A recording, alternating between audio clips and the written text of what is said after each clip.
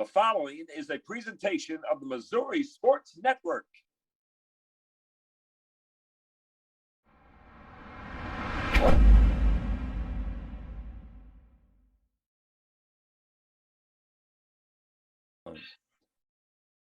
Hey, welcome back to the Missouri Sports Network, MissouriSportsNetwork.com, where everyone has a home field advantage. Brought to you by Central Bank of the Ozarks, Chevy Dealers of the Ozarks, Shelter Insurance Agent Grant Baker in Aurora, Doak Propane, Bank of Bolivar, Labor's Local 663, and Great Southern Bank. And pleased to go back down to Miller High School, as I promised. They are the the Class 1 state champions in volleyball, and Coach Landers has got to be an exciting time there in Cardinal country, so to speak. It absolutely is. Everybody's pretty excited. I think we'll be talking about this for a while. You will indeed. You come out of the district tournament and you kind of left no prisoners. You 3-0, 3-0, 3-2, and then 3-0 in the championship game against a Gideon team who had just lost one match, I believe, on the season. What was your mindset going into that championship? Well, I knew when we played that Friday night game, I really felt like watching film on everybody that could possibly be the state championship game. I felt like maybe whoever won that game was going to win the state championship. And, going into Gideon, I was worried because they have really good defense. They kept would keep bringing the ball back. But I knew that if we just stuck with our game plan and these girls play like I knew they could play, I knew we would come back with a state championship. All right. Now, they haven't switched chairs on me like they did last time. So we'll start there with Allie Mitchell. Allie, tell us about your experience and where were you when you knew you had won the title? I was basically in my base, so I was in right back, and I watched the ball go out of bounds, and I was like, "Yay, we won!" Is that what you wanted me to say? As you look back on that run, and really over the past two seasons, but really this run in particular, what stands out to you? Obviously, that Santa Fe matchup had to be kind of nerve-wracking, I would think. Yeah, it made us really get focused and stay intense. We had to come out of our shell a little bit because we did play them really tight. So we had to make sure that we kept having fun. And all of us in our own way really helped the team stay up in their spirits and everything, and kept confidence in ourselves when we were playing Santa Fe, because we all know we really wanted it. And we just had to put forth all that effort to be able to really close out the game. And you really had to go back a month or more to the last time you guys lost a set. Yeah.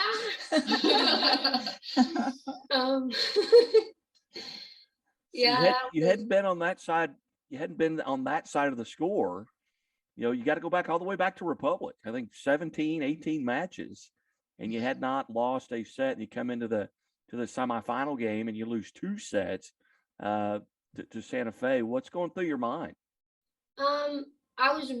What was going through my mind is I was really grateful Coach T put us in a rough schedule this year, so we were prepared and know how to come out of a loss in a set and come back and do better. That really probably was the biggest thing we could have done in our whole season to prepare us for the moment at state when we did play Santa Fe and it was a close set. So reminiscent on that to be able to apply that to the Santa Fe game is big. All right, and Kaylee Helton is to your left, I believe. I don't know because I'm looking at this on a camera. She's next to you and sitting right there behind the big plaque. Kaylee, where were you when the ball went out of bounds? Oh gosh, I was in left back. No, I was not. I was in left front. Yeah. I was in left front. It was crazy because Ashton went out and we were like, oh no, that was her last kill and everything. And when I went back row, I didn't think I would go front row again. And then it just happened where she was coming back in and I was like, oh my gosh, I'm going back front row. And so it was just I saw the ball go over the net from serve from Claudia. And so like I was obviously thinking, okay, we're either gonna block this or we're gonna get it back and then we're gonna end on a kill. And then she just kind of shanked it. And I was like, oh my gosh, we just won. Yeah. What was the score at that time? Do you remember? I have no idea. It was 24-18.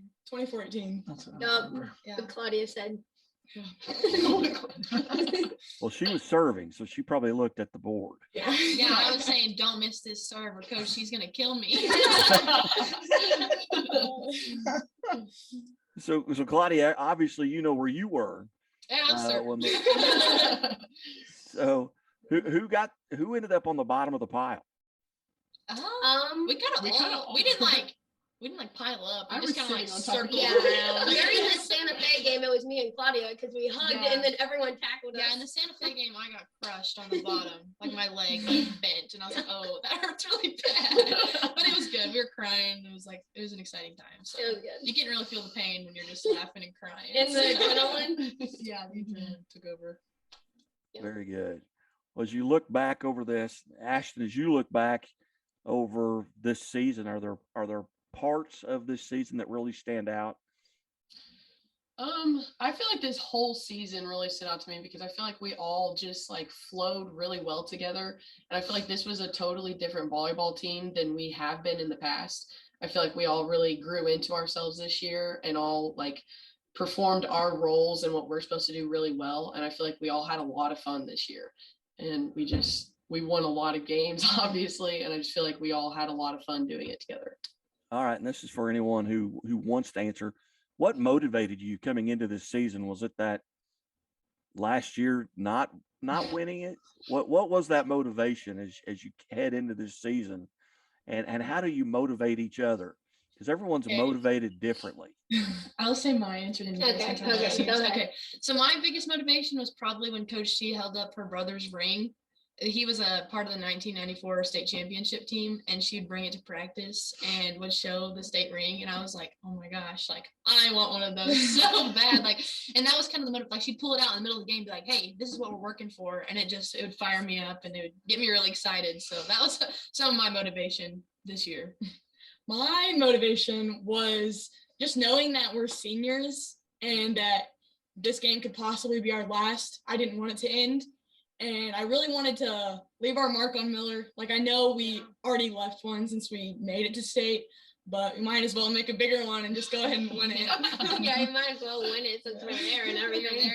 You might as well. I would say my biggest motivation was over all these years, our whole town has been like, this is the group of girls that is going to go win us a state championship and represent our town well.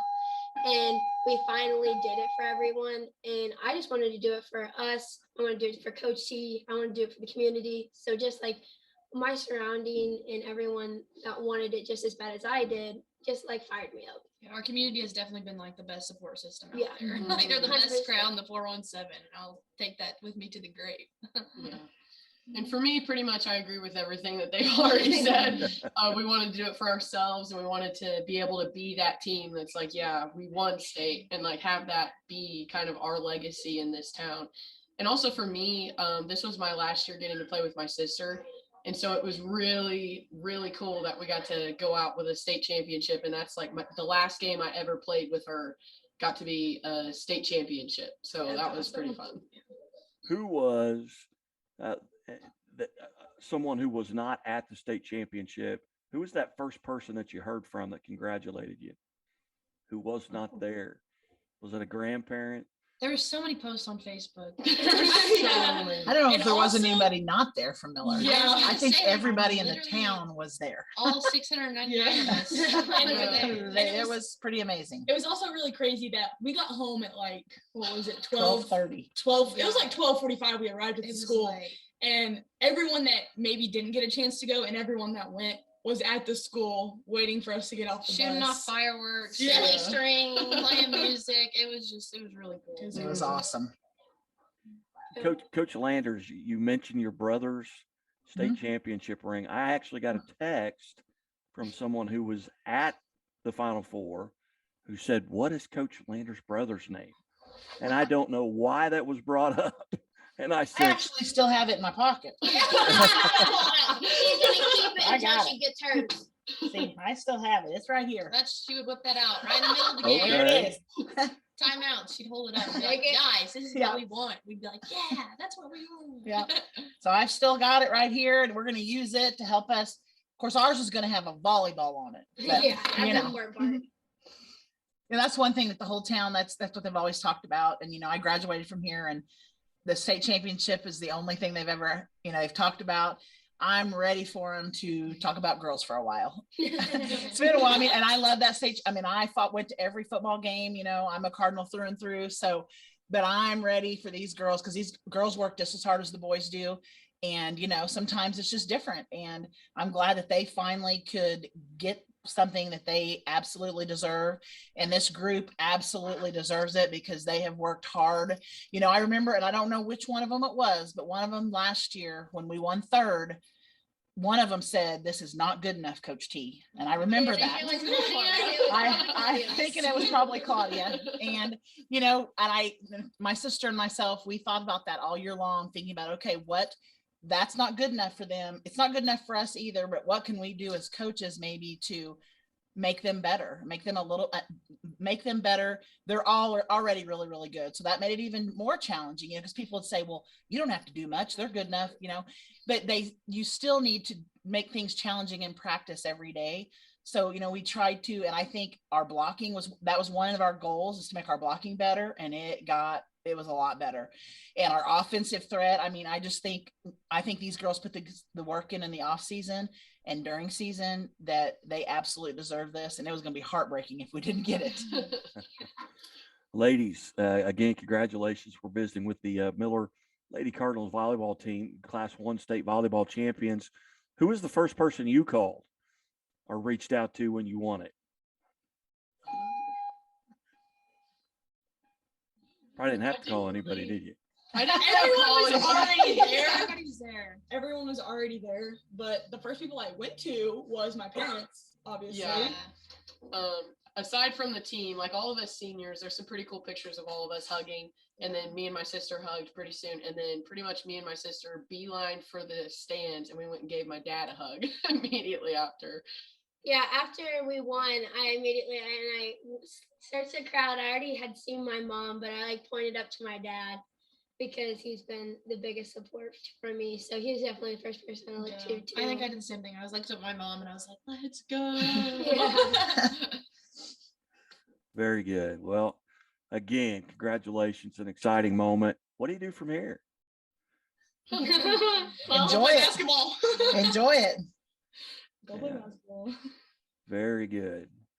Very good. Well, ladies and Coach Landers, again, congratulations on state champ. I told you I would have you back in, and I fully expected you to win it. And so it's good. And I'm glad you didn't switch chairs on me now, so I can kind of know where everybody's at. But I've thoroughly enjoyed our time that we've got to spend just interviewing and maybe reaching out and connecting to Miller. And if you can walk through those hallways, there's a picture of my dad actually in those hallways there. He was a coach there a long time ago.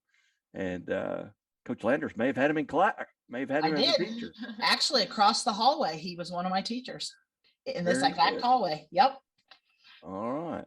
Well, ladies, on behalf of the Missouri Sports Network and MissouriSportsNetwork.com, congratulations. And this is something you'll never forget. Nobody can ever take it away from you. Thank Thank you. you. You bet. Have a great day.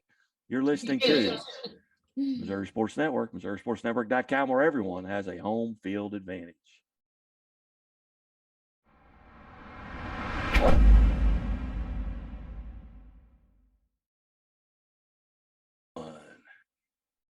Hey, welcome to the Missouri Sports Network, MissouriSportsNetwork.com, where everyone has a home field advantage. Certainly glad you tuned in here. And as always, the Missouri State Highway Patrol reminds us to take that 3 seconds and buckle up. It's 3 seconds that could save your life. Be safe, be smart, and be here tomorrow. This segment brought to you by Chevy Dealers of the Ozarks, with 12 locations across Southwest Missouri. Drive new roads, drive a Chevy. Our Athlete of the Week segment, we go to Blue Eye High School, and the cross-country head coach, Coach Jacob Thompson Krug, commonly referred to and friendly referred to as Coach TK. But Coach, hey, thanks so much for your time today, and just some two outstanding athletes, and and outstanding results and just their willingness to come on. I appreciate them as well. But tell us a little bit about the state cross country meet. It was a perfect race condition. It was a beautiful day. We've been preparing since summer, rolling over from a successful track season. That by the time you get to this point of the year, you're just doing everything you can to stay healthy. You put miles in for so many months. You can go out and run a really fast 5K, but you can only do it if you've been taking care of your body, stretching, rolling out, fueling your body with the right types of food. And so, we got to the race in fairly good condition. Boys ran really hard. There was 4 points separating us from being runners up in class 2. And we'd finished runners up in class 1 the last 2 years, and knew we had a chance to compete. It was going to be tough.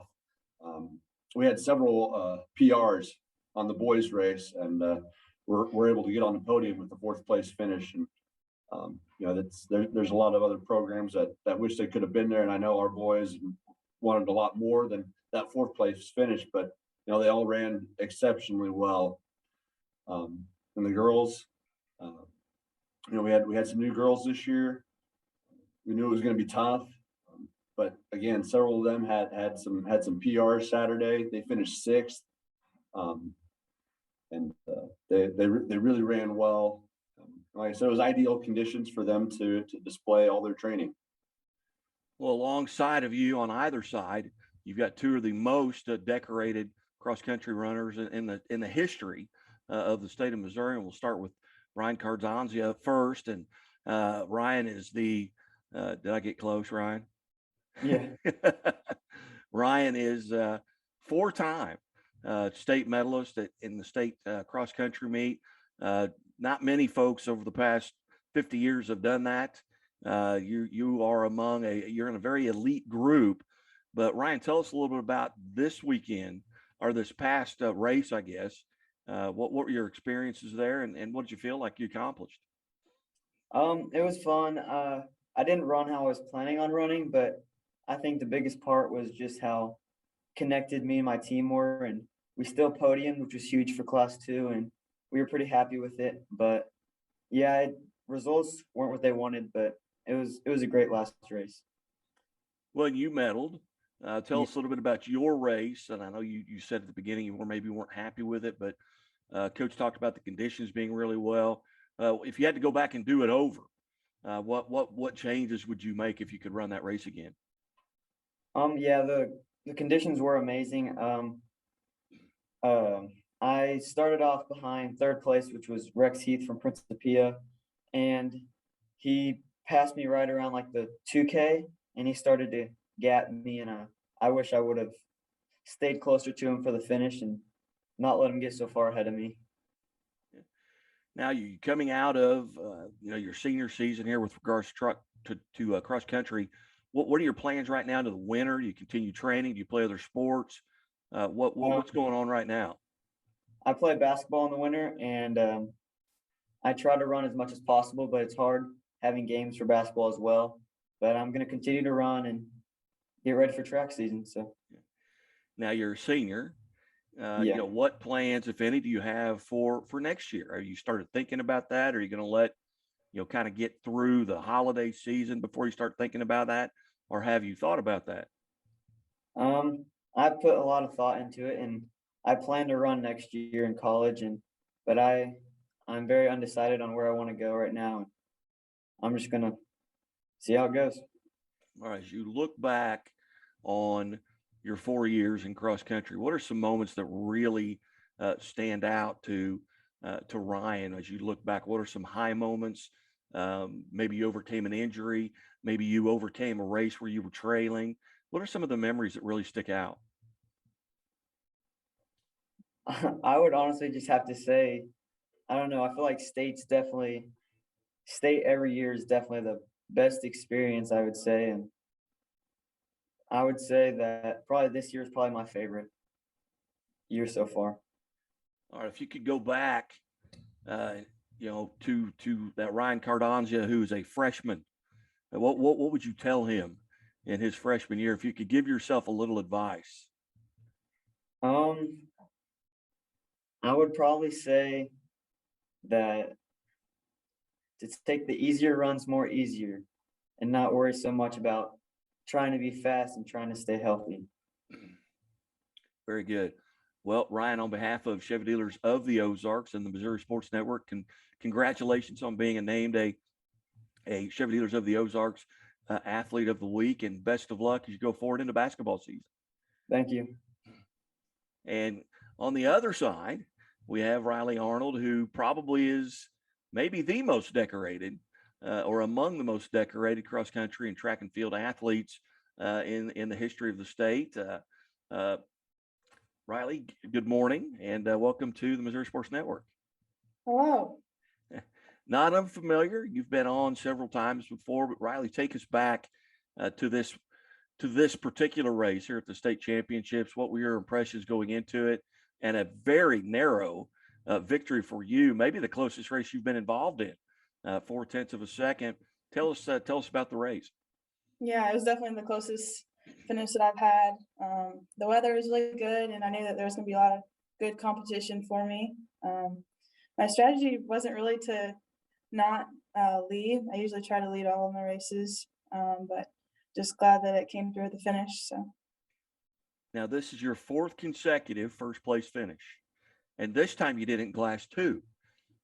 What were the changes there from going Class 1, Class 1, Class 1? You guys get bumped up to Class 2. What were the challenges with going up a class? yeah, I knew that there was going to be more competition for me in Class 2, but it all worked out, and I'm kind of glad that we moved up, and it was a good challenge for me. So take us through your memories going back to your freshman year. What are some things that really stand out to you? And I know it's hard to overlook 4 consecutive state titles, but what are some other things that stick out? Definitely winning state my sophomore year with a good girls team was a good highlight for me.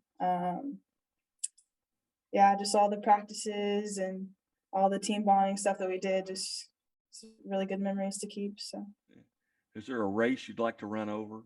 It may not be a state race because you won all of those. Looking back, or is there a race you'd like to go back and run again? Maybe you finish second. Yeah, the first race of this year at Bolivar, I got 4th, which I wasn't happy about. So I want to do that one again. But all right, very good. Well, I was there, and I thought that would come up. Yeah, because I wasn't going to go interview you after you finished Florida. Okay, she may not want to have a microphone stuck in her face, but Riley, what your senior year now? What are your plans for the winter as you move on? I know Blue Eye does a tremendous job sharing athletes. What are you doing from here? Yeah, I play basketball in winter, and then track in the spring. And then after this year, I'll run track and cross country at SBU. So very nice. That's right in my backyard. Oh yeah. Yeah, that is very nice. Well, Coach does a great job up here. He's actually my next door neighbor. I see him every morning as he goes out. He got a lot of kids meeting over here and run. I just got to keep him from trying to cheat and run through my yard to save some steps here. But anyway, Riley, again, congratulations on behalf of Chevy Dealers of the Ozarks, Athlete of the Week, and well deserved for both of you and Coach TK. You know what's it going to mean? You've got 2 very special talents here. How do you replace these 2? And you probably can't, but talk a little bit about what they've meant to the programs. We wouldn't be where we're at in our program without these 2. Ever since they came in as freshmen, they were mature beyond 14-year-olds should be. And so they've been able just to grow and influence others. I know that the boys team, Ryan's really pulled and pushed and spent a lot of extra time getting those boys motivated to run faster. And Riley has really taken some of those younger girls under her wing and encouraged them and help them believe in themselves that they can. If they work a little bit harder, it's tough, but you'll see a lot of success. You just keep it pushing. And so I'm going to miss their leadership.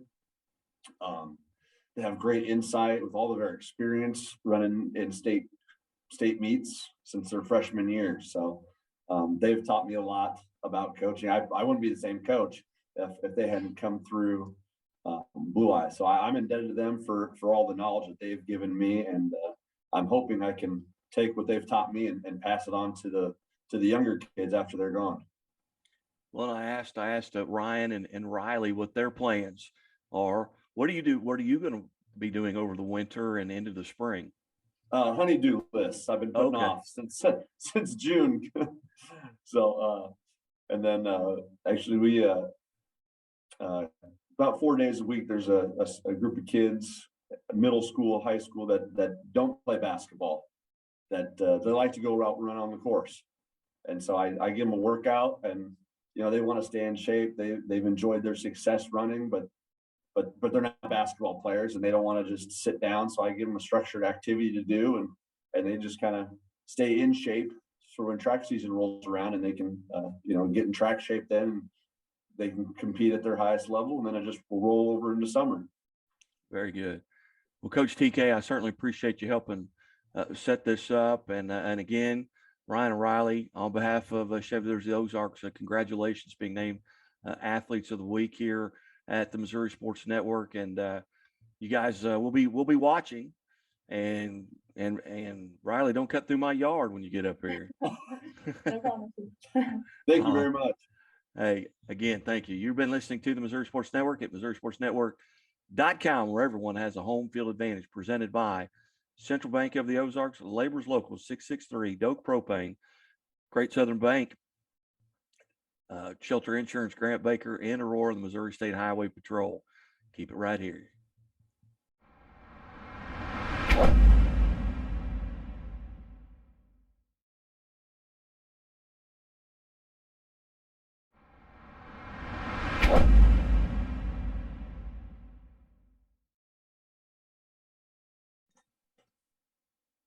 Welcome back to the Missouri Sports Network here at MissouriSportsNetwork.com. Guy Newcomb, the scoreboard guy, sitting in at the Missouri Sports Network, where everyone has a home field advantage.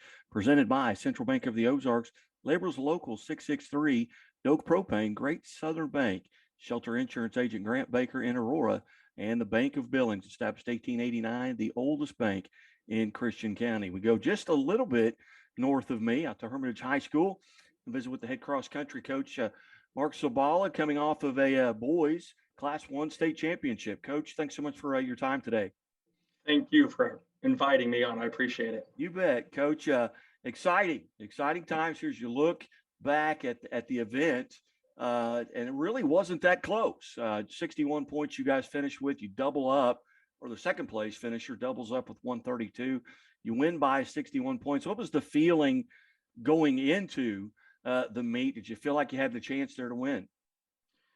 We did. Going in, we knew we were at least going to be on the stage. We had to run our race, but not seeing Oak Ridge and Val Catholic and Winona and Van Buren, all those from the southwest part of the state, it was a little unknown for us. And they had put up some very fast times this year. So we were concerned. And I thought it was going to be a 20-30 point difference, not what it ended up being. So that was a big surprise on my end. 61 points was the difference. Talk about some of the runners, and did they have, a lot of times you get PRs. Did any of that occur that gave you that big lead? It did. Our number one runner, Bennett Mantooth, just a sophomore, ran his PR of 16:33, I believe, for third place. We predicted him to finish third. That's kind of where we thought he would be. Justin Horn had a solid race. I believe that was his PR in the race as well. 7th place. We knew he could be top 10. So, we were kind of happy with those two. Justice Yates had been dealing with a hip injury.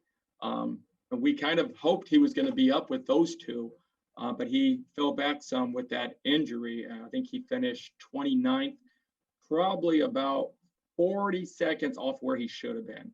So that made a big difference on that end. But our freshman, DeJuan Chambers, ran a huge PR, 17:40 something, top 20, all state for him. He's just been running really well the last month of the year for us. So that was probably one of our biggest opportunities to really improve on where we were going to be. And then our number 5 and 6, Haven Wright and Bradley Forth, they both ran their season best PR times. And so they both went sub 19. So, I mean, for us to have all 6 kids under 19, there wasn't another team that could even touch that. So we were very happy with their performances. Tell us a little bit about the course. And again, we're visiting with Hermitage Hornet head cross country coach Mark Sabala. Coach, tell us a little bit about the course. And was there a similar course that you ran on? I know you guys host one out at the lake, which is a very demanding course. Tell us a little bit about the course and how it ranks among the courses that you've run. Well, the course up at Gans Creek for state, it's a 2-loop course, kind of a small loop and a large loop. There's not a lot to it, honestly. It really is just rolling hills. For us, we consider it flat. It doesn't really have any hills like we're used to training on. So courses that we've probably been on that I would say be comparable would be Buffalo Invite. They run theirs at their junior high. That's pretty flat. The hills kind of roll. Camdenton is another one that has kind of the same idea. It's considered a fast and flat course, but it's really just rolling hills, and none of them are steep, but that's kind of the reminder of what goes on at this. But I really think the big key at the state meet is that majority of that course, it's surrounded by fans. And when you're running with that fans and they're cheering you on, you tend to run faster than you normally would on other courses. Coach, was there a point maybe during the season where you felt like, hey, we've got a chance here? Maybe you run maybe here at the Bolivar course, or hey, at the meet that you guys host. We've got several big schools. Was there an opportunity or a chance at a time during the season where you felt like, hey, we've got a real opportunity here? I do. I mean, we came into the year pretty optimistic that we would have a chance at trying to make a run at it. But we focused on our training and each race, just working on some things. It came after our home invite. That was kind of the race that we really ran pretty well, that we looked at things and we said, you know what, guys, if you want it, let's go get this thing. We're right where we want to be. And they kind of took that to heart and decided, let's go. And we kind of worked from there. The following weekend after our meet, we were at Camdenton. And I believe we were ranked 6th going in our division. And we ended up winning our division there over some very solid Class 2 and Class 3 teams in Fulton, Fatima, Blair Oaks. I mean, some really strong programs that ran really well at the state meet. And so, after those 2 meets, we knew we had a chance. And as we moved through the year, I kept track of what we were doing. And, throughout the year, we never lost to a Class 1 team at any time during the year. So I knew our chances were pretty good to have success at the end of the year. And what's the off season like for a lot of these runners? I'm sure at Hermitage's smaller schools, you got to share athletes, so they may play baseball or basketball, things like that. But what's in general, what's the off season like for these guys? For most of my kids, I'll completely honest, every single boy that I took to the state meet, even my subs, are at basketball beginning today. My whole team runs, or they run cross country, then they all play basketball. And then in the spring, majority of them will play baseball and do track as well. That's just kind of a norm. And then in the summertime, we hope to get them to train. I'll say probably half my team will train, but it's difficult to get them out there. But these kids are just busy all the time. And so, we're not like a lot of the large schools where their kids train year round. I'm lucky if I get them half the year, and we just make do with what we can. And we get the most out of our workouts to get things out of them to have the success that we are having. Outstanding. Well, again, on behalf of Chevy Dealers of the Ozarks, congratulations to the Hermitage Cross Country Boys Team State Championship and Athletes of the Week presented by Chevy Dealers of the Ozarks. And Coach, you're probably busy year round too with coaching, and who knows what goes on up there. I know I've been at Hermitage. I've coached in the conference, so a lot of exciting things going on there at your school. Yeah, it's really going well here. So I'm always doing something at some point. So, I appreciate you taking the time to have us on here. I appreciate it. Kids appreciate it. They had a great year, and we're hoping to keep it going in our other sports. And we're already planning on next year. So we'll see what happens. Hey, you bet. You bet. Head coach, Coach Sabal, Mark Sabal, thanks so much for your time. Again, congratulations. Hey, thank you so much. I appreciate it. You're listening to the Missouri Sports Network, MissouriSportsNetwork.com, where everyone has a home field advantage. And keep it right here.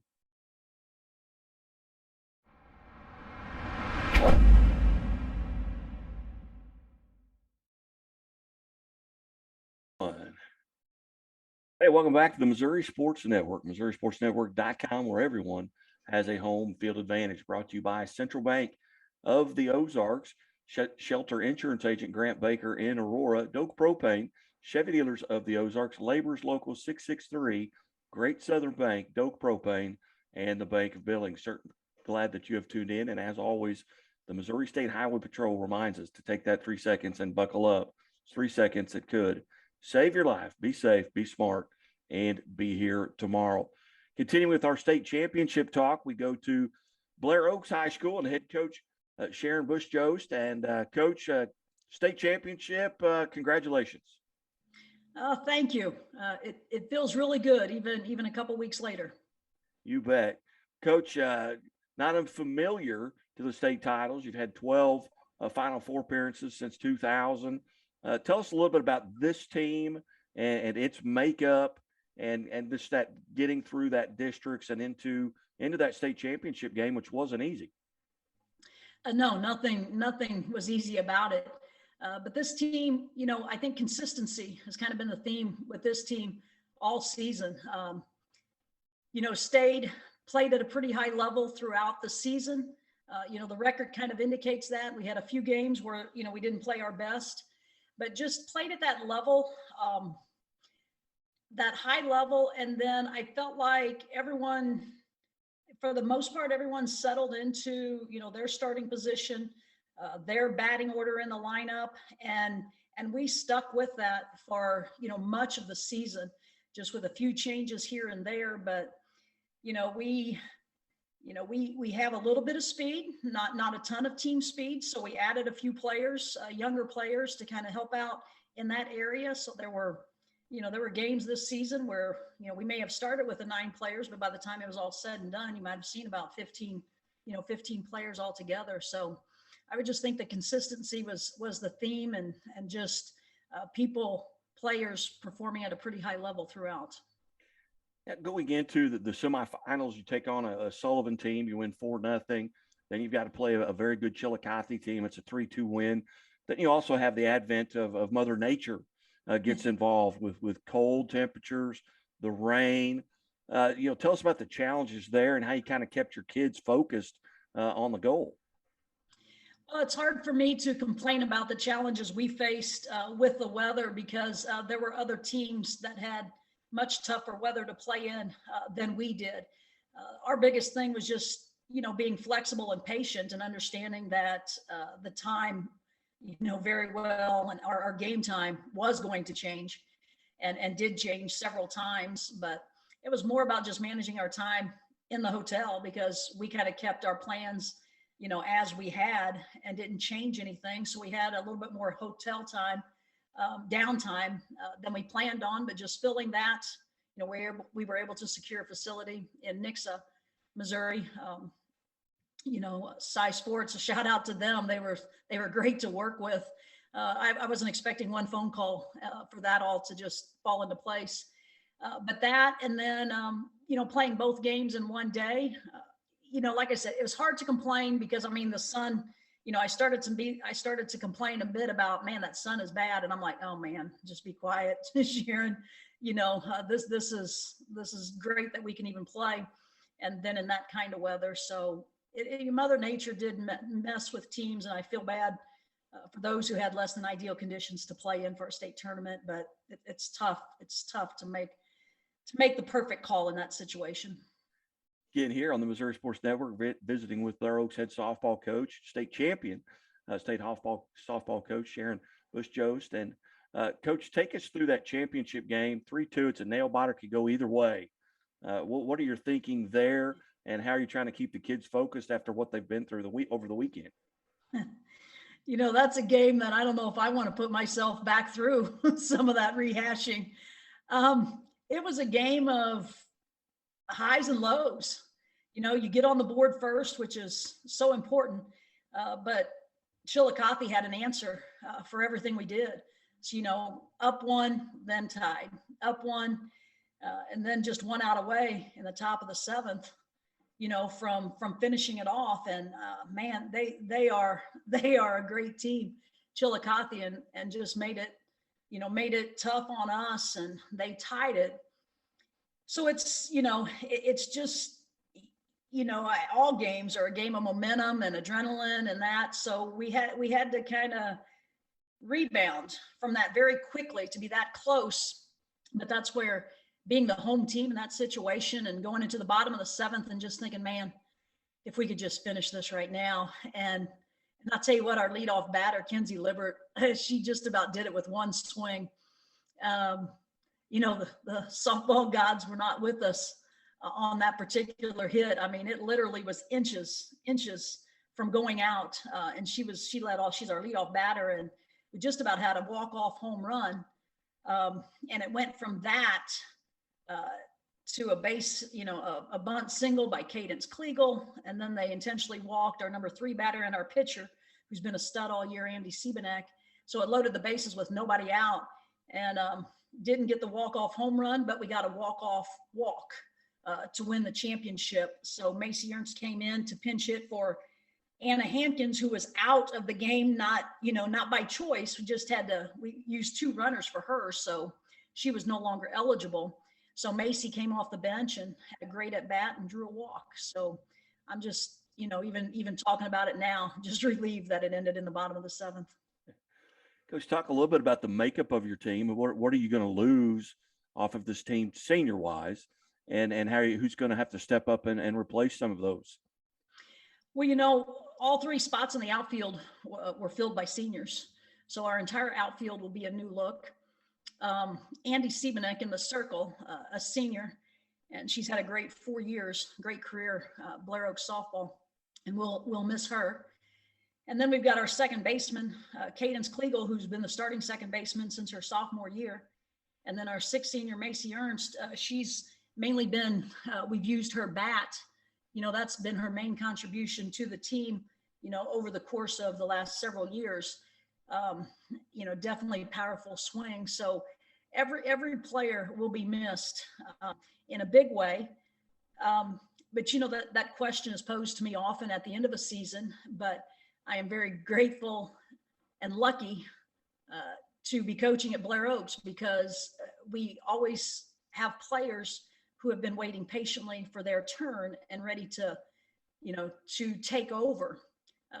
But sometimes that's easier said than done, because when you're looking at somebody, you know, like an Andy Siebenek with leading your team with, you know, I think what is like 40 RBIs, 43 RBIs, you know, you start to think, okay, who's going to fill that? Who's going to take over that spot? Who's going to take over, you know, this? Who's going to take over that? So had the same questions last year, the year before, and it just seems to happen. So that's why I say I'm lucky. Yeah, well, it takes a little bit of talent to be as lucky as you've been with 500 wins. You picked up your 500th career win this past season. Tell us a little bit about your background. How long have you been at Blair Oaks? Where did you go to high school, college, and just kind of where you cut your teeth, so to speak? And do you remember win number 1?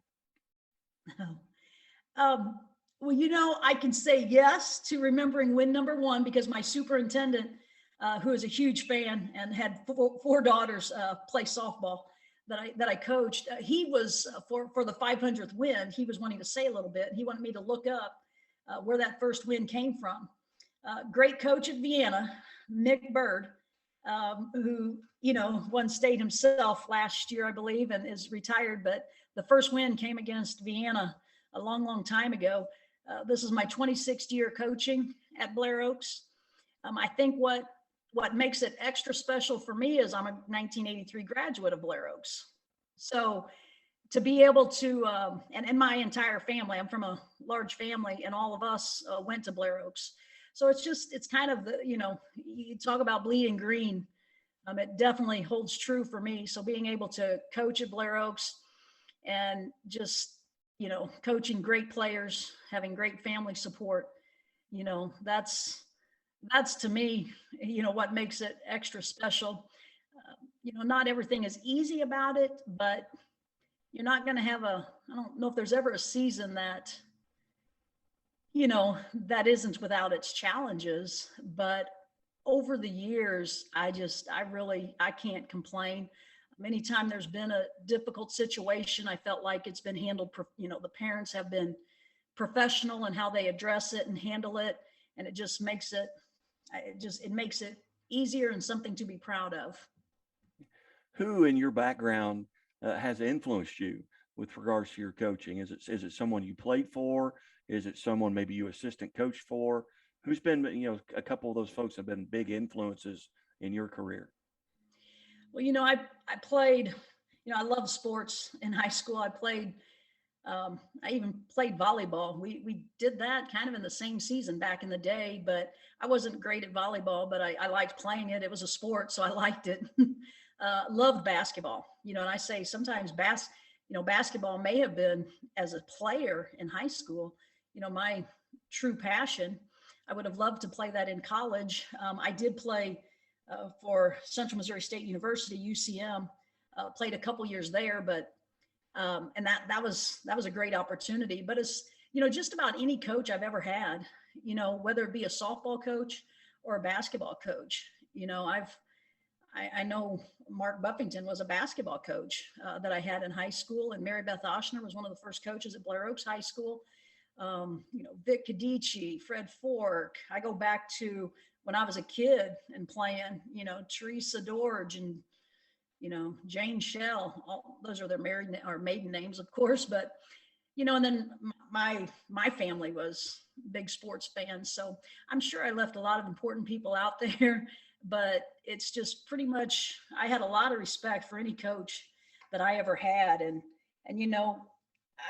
I've had the same assistant coach. This next year will be her 20th year with me. I've had a number of them, but anytime you can hang on to an assistant coach, committed to the program. I coached her my first year. She was a junior, so I coached her as a player. So we've been together coaching for quite a while. So that in itself, I think, I'm kind of, she gives me a little bit of inspiration there, and we have fun. You bet. Again, visiting with Sharon Bush-Jost, the head coach of Blair Oaks softball program, state champion. Coach, you mentioned, 26 years. If you could go back, the 2021, Coach Bush-Jost could go back to that 1995 or 96 first-year coach. What advice would you give yourself? I think just, keep in mind, and this is something I've tried to keep with me for a long time, but I don't know if I would have thought about this my first year. Just remember, it's every player and parents, their 4 years there in high school, are some of the most important years for them. You can't get caught up in what year it is for me personally. In the big picture, that doesn't matter. It's either everyone's first year in high school and experiencing high school softball, it's their second, it's their third, or it's their fourth, their senior. So just keeping a perspective on that, I think that's what I would tell myself, is make sure you don't get too wrapped up, in numbers or in that. And luckily I don't remember anything. So just naturally, I'm not a numbers person. And just, this is still hard to do, but don't take things personally. Do your best, treat everyone fairly, or how, put yourself in the player's position, put yourself in the player's parents' position, and try to make decisions what would be best for that scenario. I haven't always been as successful as, I always feel like I try to do that, but it's hard to make everyone happy when we had 19 on our team this year, once about halfway or some point through the season, maybe halfway, you can add some players, but don't be too hard on yourself is probably what I would tell my young self, because I feel like I am. All right. Very good. Well, again, on behalf of the Missouri Sports Network, congratulations on the state championship and your 500th victory. And I know this took a few days to kind of set up, but I've really enjoyed the conversation, and I hope you have as well. I have, Guy, and I appreciate your effort in sticking with me and finding a time that worked. I really appreciate it, and thanks for giving me the time today. You bet. You're listening to the Missouri Sports Network at MissouriSportsNetwork.com, where everyone has a home field advantage.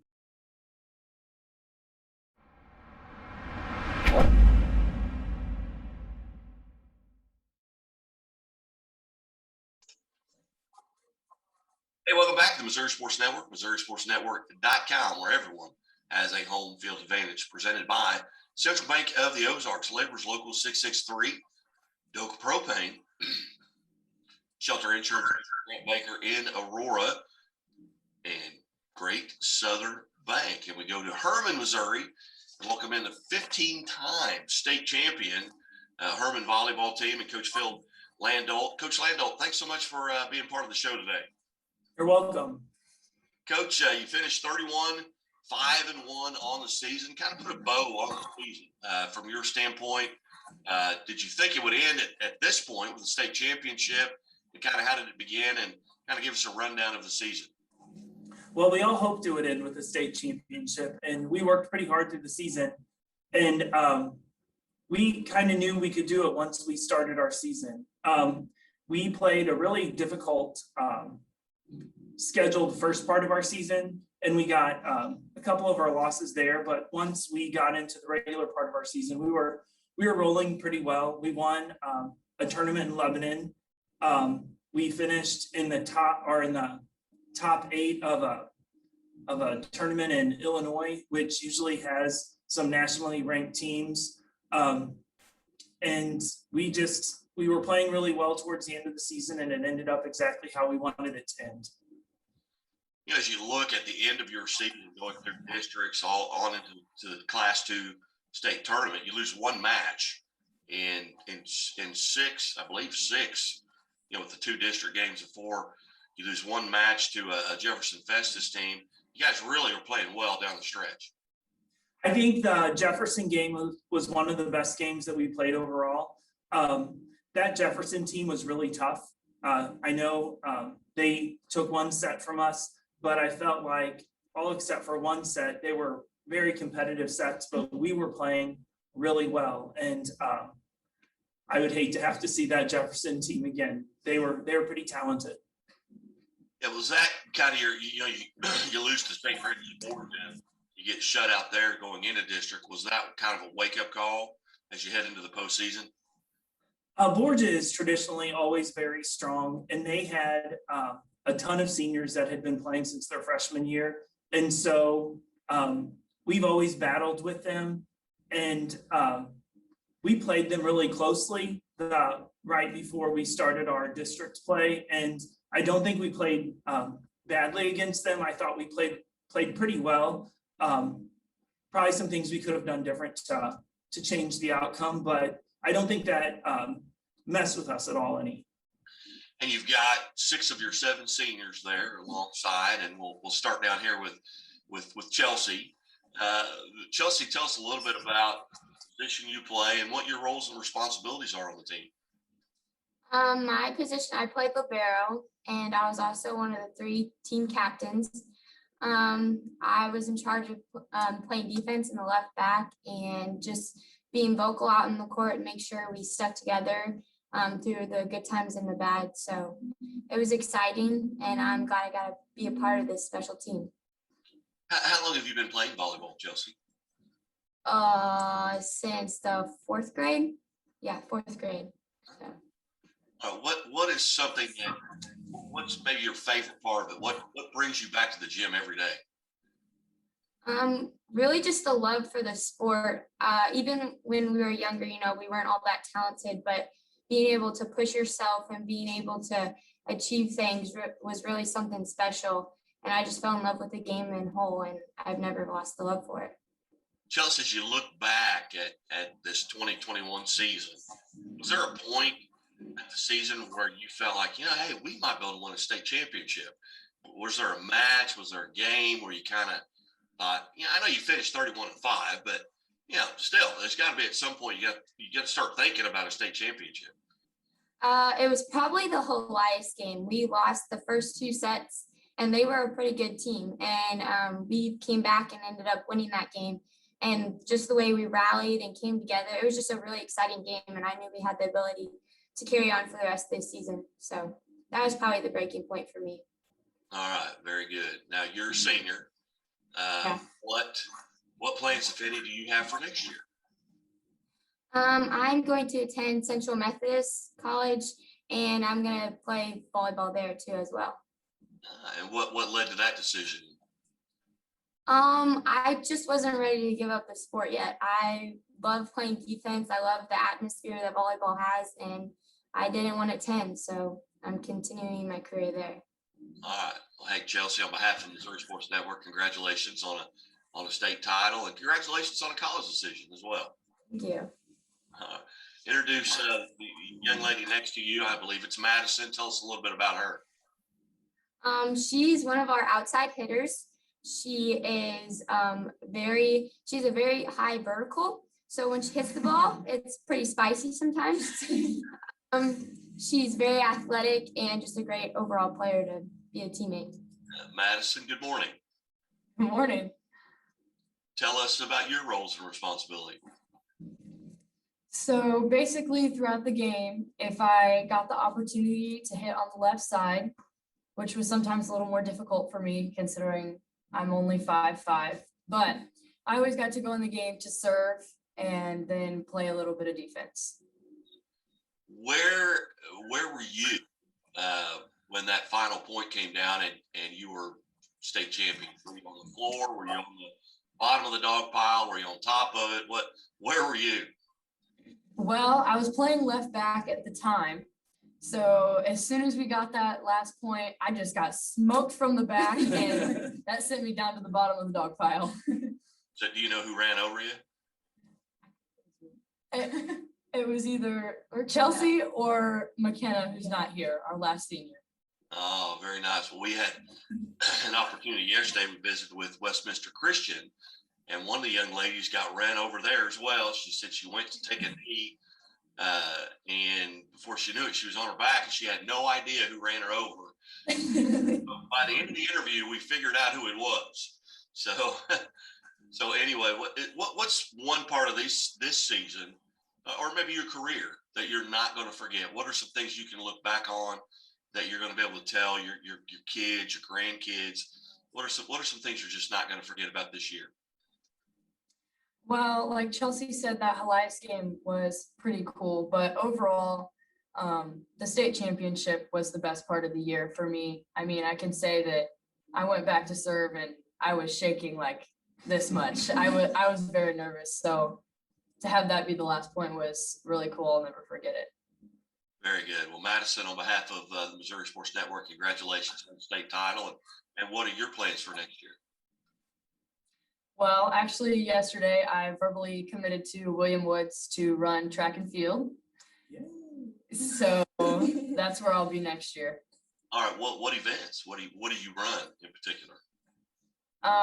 Well, they told me that I would have the 100 spots, the open 100 meter dash freshman year, and the 4x1, 4x2, and hopefully 200 down the road.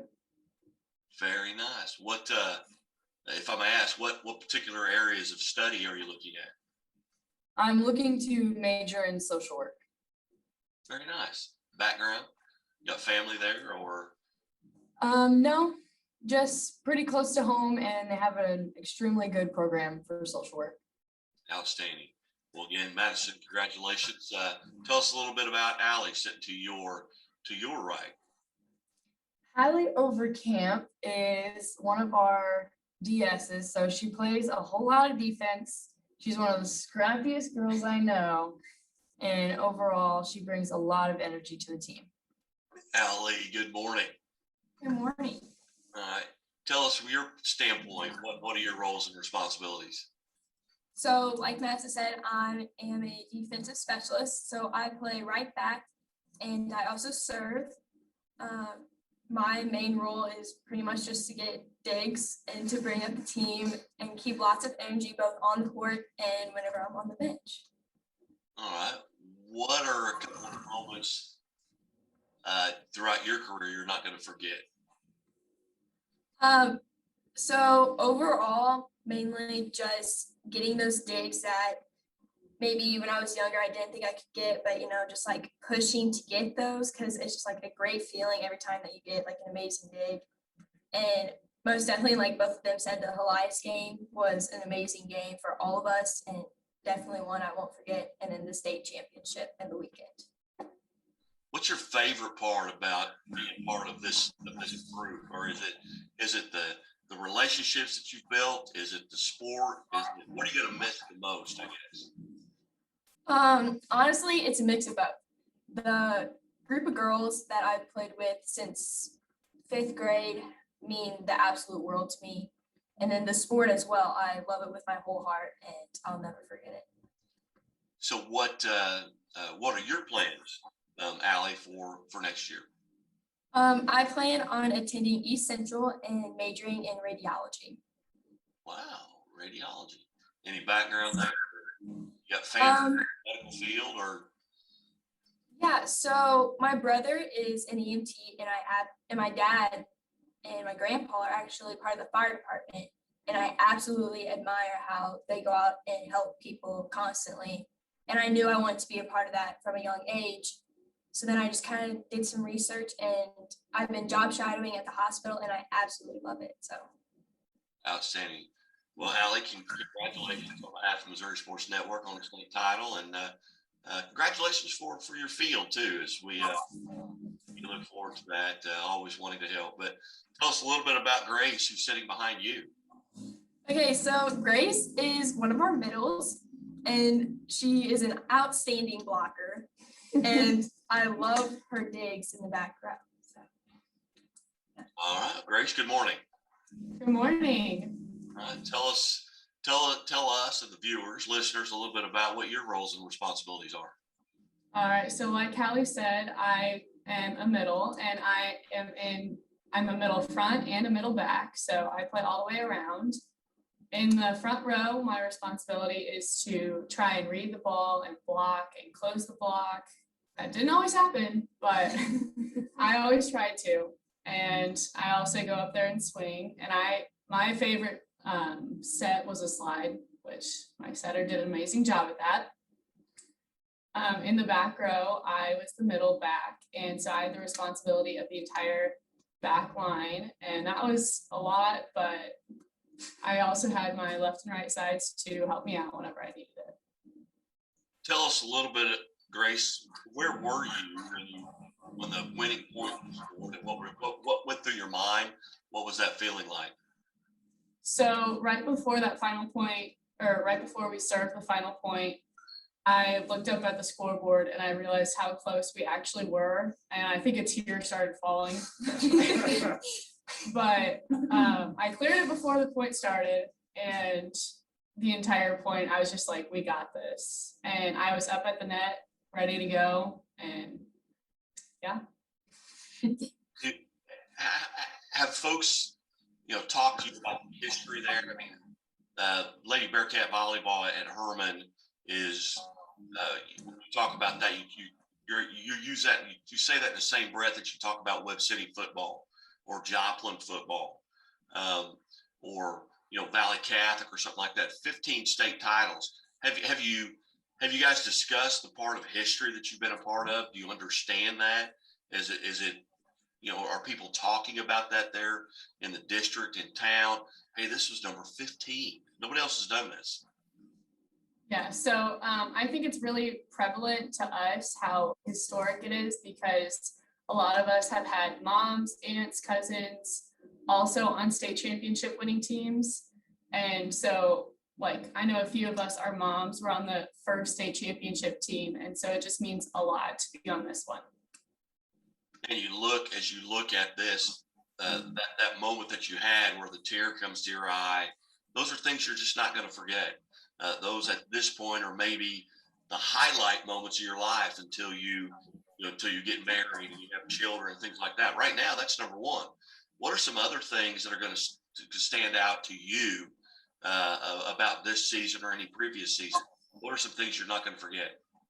So when I think about this season, I'm going to remember the bus rides, all the fun we had, and this weekend especially just growing even closer with all the girls, because it really was a very special weekend, and I'm very glad to have done it with this group of girls. Very good. I'm sorry. Grace, congratulations. Tell us a little bit about Mallory sitting next to you. All right, so Mallory, she is a left side hitter, and she is also one of our 3 captains. And she is very loud, and she's always there when we need her. Mallory, good morning. Good morning. All right, tell us a little bit about your roles and responsibilities and what it means to be a captain. Okay, so like Grace said, I'm an outside hitter. My main job, I only play front row, so my main job is just to get blocks, be as big as possible up there, and also be a big threat when I'm hitting the ball, trying to get kills down the line, which is my favorite shot. So just being very vocal up at the net and kind of letting the defense know what to expect when the ball comes into play. Where were you when the winning point was scored in the championship game? I was up at the net with Grace and Sydney. And like Grace said, I didn't really realize it was game point until I looked at Grace. And she just had this face on her. So I just kind of looked at the scoreboard. I'm like, oh crap, we're about to win. Like, we're getting close. So that's kind of where I was. And I was also one that was on the bottom of the dog pile. Whenever I got up, it seemed to me like I was almost doing splits because everybody was just like piling on top of me.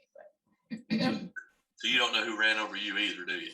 I have no recollection of who ran over me. So what are your plans for next year? I plan to attend Northwest Missouri State University up in the northwest part of the state. It's about 15 minutes away from Iowa. And I plan to either major in animal science or ag law. Very nice. Mallory, congratulations. Tell us a little bit about Sydney sitting to your left. Okay, so Sydney, she's got hands sent from heaven. As an outside hitter, I'm very thankful for her. She's our setter, and she has amazing hands. She's really good at being vocal on the court, and she's got a really good eye and volleyball IQ when we're in the games. So. Sydney, good morning. Good morning. All right, tell us a little bit about yourself and where were you when the final point went down for the state championship? So I was actually on the very bottom of the dog pile. I was actually kind of telling them to get off me because it was kind of hurting my knee because I tore my ACL a couple years ago, so I was kind of worried that was, am I gonna break again? But it was fine. We got that all figured out. But my job this year was to run our offense.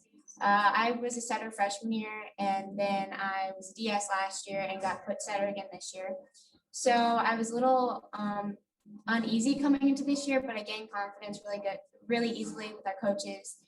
And my job was just to switch it up, make sure that the opponents were on their toes constantly, and adding some dumps in there, here and there, and just overall just running our offense. I'm pretty sure Sydney scored the last point too. Yeah, I did. Yeah, she did. Yeah. They're not going to forget that, are you? Well, what are some moments that stand out to you throughout this season?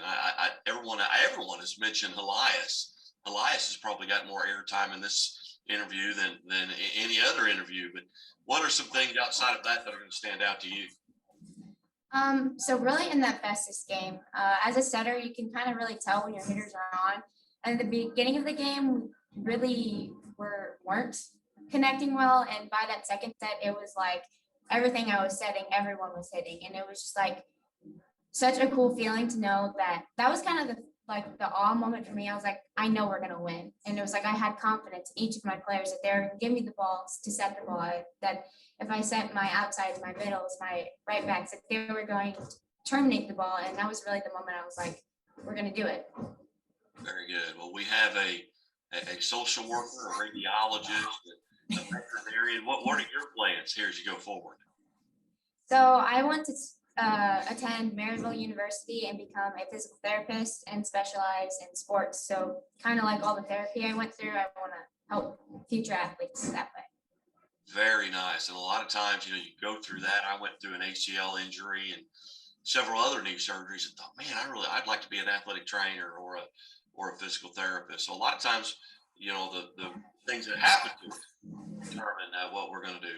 But Sydney, congratulations. Thank you.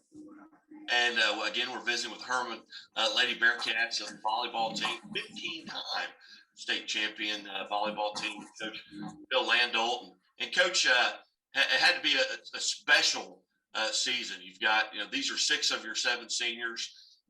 Seem to be just, very, very interesting, very talented, very intelligent. Young ladies. Had to be a ball this season to coach them and to end up with the biggest trophy at the end of the year. Yeah, they always kept things interesting. And they're always fun to coach because they, as a group, they have a really very good work ethic, and they know the importance of Herman volleyball. Like I said, they said they have had family members win state championships and cousins and aunts, and they've also been able to be part of or be coached by Coach Lampkin, who I think won the first 13 of our 15 state championships. And I think they love and respect her and the program. And so they were just a great group to take this far. So where do you go from here? How many returners do you have, and what's if you look at next year? So we had 14 on our roster at state, and we're losing 7. So we're getting 7 returners back. And who knows what happens. Every season is kind of new. And that's what makes it kind of exciting. You bet. Well, ladies, I really appreciate you being part of High School Game Day here at the Missouri Sports Network. Coach Landolt, thanks so much for help set this up. And I know I ran a little bit over. You guys have got class coming up here in just a minute or two. Before I get in trouble with the principal, I probably need to let you go. But thank you so much. And again, on behalf of the Missouri Sports Network, congratulations on the state championship. Thank you. Thank you. You're listening to the Missouri Sports Network, MissouriSportsNetwork.com, where everyone has a home field advantage right here.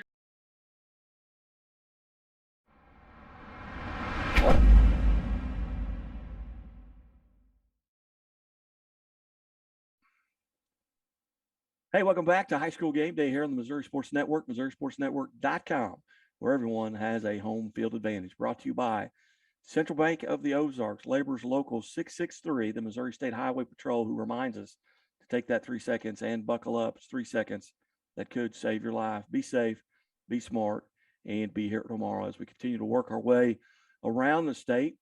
We find ourselves at Westminster Christian Academy, home of the Wildcats, and state champion volleyball team. And head coach Ben Briney's been kind enough to join us, along with several of the contributors there in the room. But Coach Briney, thanks so much for your time today. Thanks for having us on. Coach, as you look at, you finished 26-8, you win 14 in a row to end up the season, including the state championship game, a 3-0 shutout over Rogersville.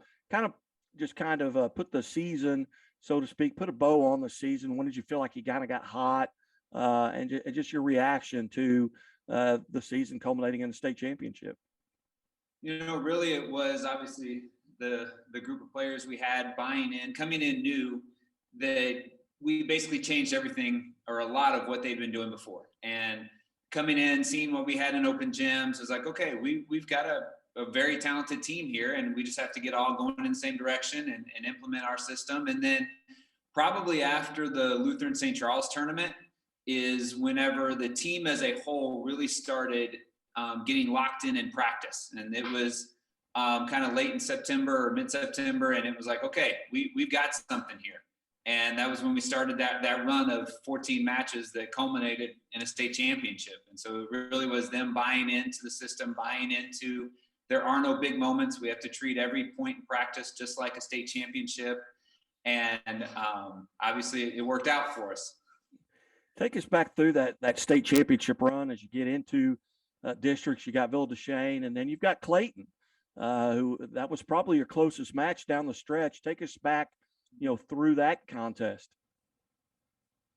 Well, obviously our district was a very, very tough and competitive district. And the interesting thing is Clayton, just the way scheduling went, really hadn't played anybody in our district. And so no one had really seen them. And after watching them on film a little bit and then watching them obviously the night before we played them, we knew, wow, they're really good. And they really pushed. The interesting thing about Clayton, as opposed to any of the other teams we played, and the players can maybe speak to this, was at some point during all the other matches we played throughout the year, there was some point where a team really gave you a big opening. And if you stepped into it, you could open up a lead and keep going. And Clayton, they just kept fighting. And they never really gave us a big opening. We had to absolutely earn every point against them. And I think that set us up mentally to know, look, we can stay in every match, every point, and stay with anybody we play because of that Clayton match. Outstanding. Now take us through. You get McClure North, Lutheran St. Charles, Nerix Hall. And Lutheran St. Charles and Nerix Hall are the only two that got a set off of you. Kind of take us through that run and then into Logan Rogersville, which is a very established program. They feel like they go to the Final Four every year. Yeah. Lutheran St. Charles, again, a very well-coached team, and their center and right side gave us some very interesting matchup situations. We hadn't played many teams that ran a 5-1 this year, and so having to focus on the setter being an offensive option and making sure that we stayed on them defensively and didn't let them really dictate a lot of things and really serving aggressive to keep them away from the net so that they weren't an offensive option. And their right side, we hadn't faced a very dynamic right side like they had all year. And so they created some situations that actually helped us down the road with Nerix, because Nerix ran a 5-1 and has a very good setter and was very offensive, and kind of the same going in with Logan Rogersville.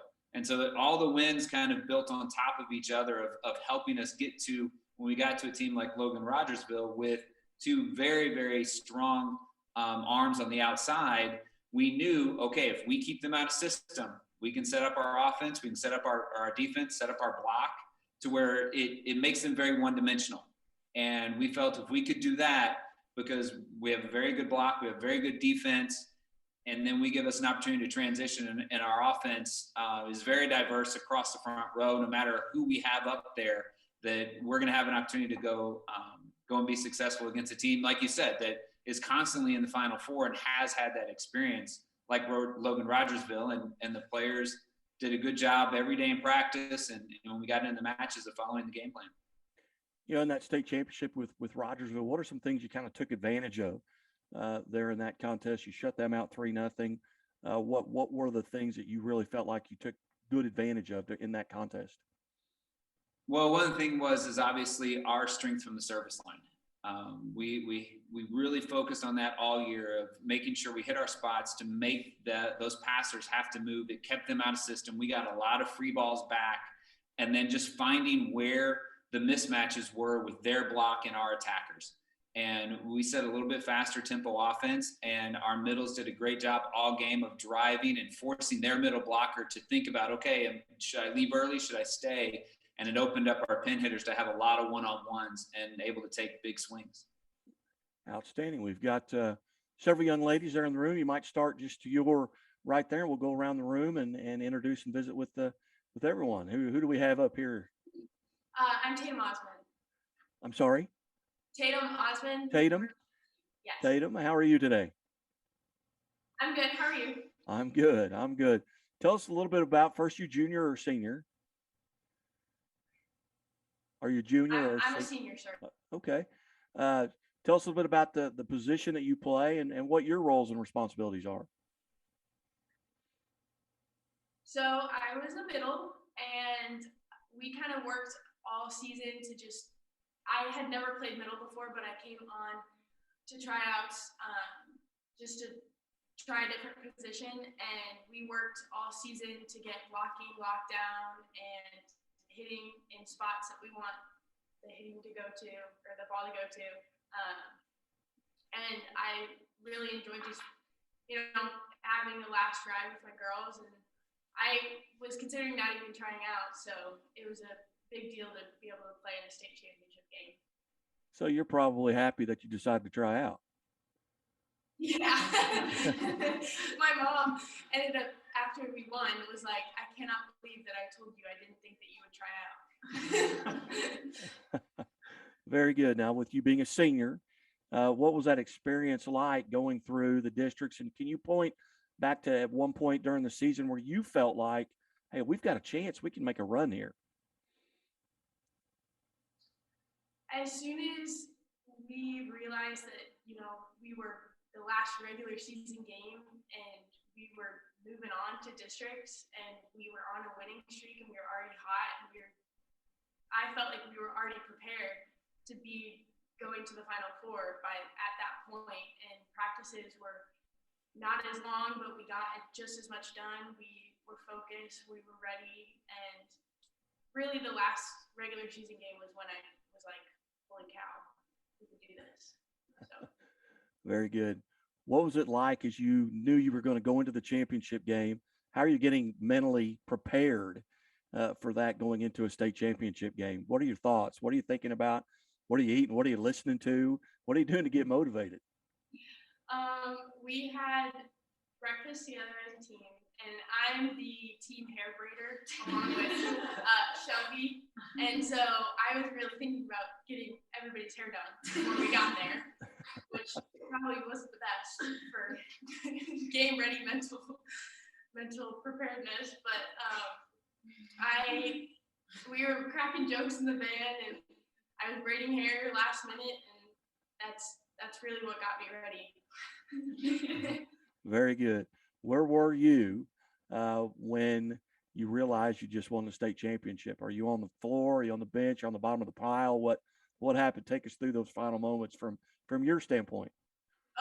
So I had the block that ended the game, and I actually turned around ready to huddle because I thought it was the 24th point.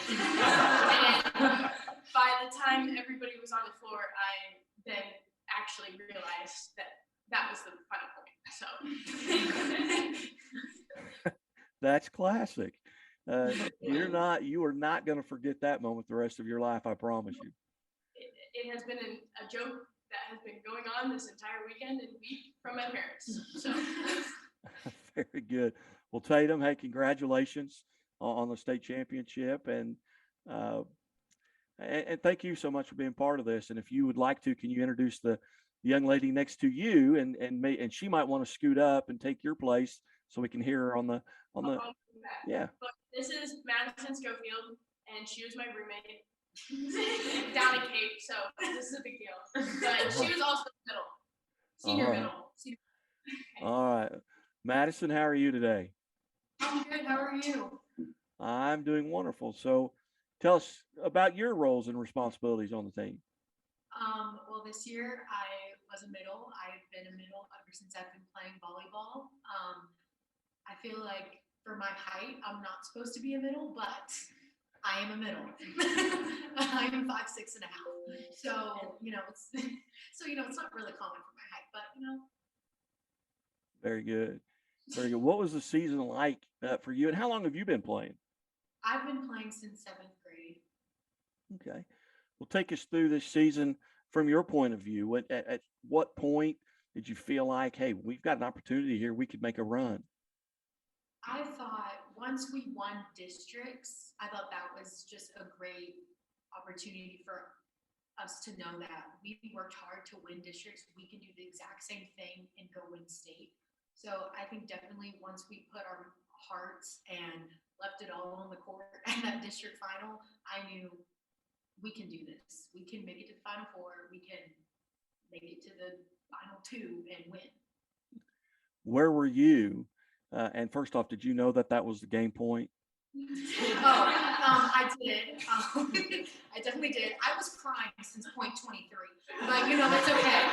So I just when me and because it was Tatum and I on the last set. So when we switched out, I just high-fived her and I was crying. So I was like, Tatum, finish it out. It's okay. Let's go.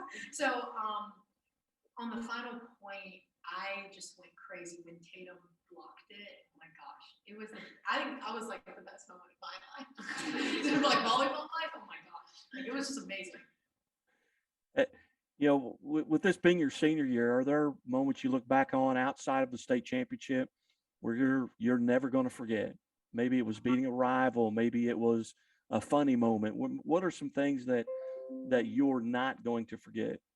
I'm not going to forget just the family aspect of this volleyball team because I moved here my sophomore year and I tried out my junior year here.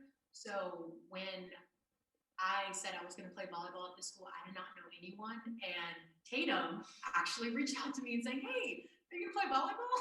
And I tried out and I met Haley. I met all these wonderful people at this table. And I think just playing on this team really helped me enjoy volleyball at this school even more than I already did my junior year, especially my senior year. I just think just this volleyball program really is very good. Well, Madison, congratulations on behalf of the Missouri Sports Network. Congratulations on state championship. And if you could introduce the next young lady, and we'll visit with her as well. This is Avery Stanfield. She is the best libero. She is amazing. She's such a hard worker. Avery. How are you, Avery? I'm good. How are you? I'm good. Now, junior or senior?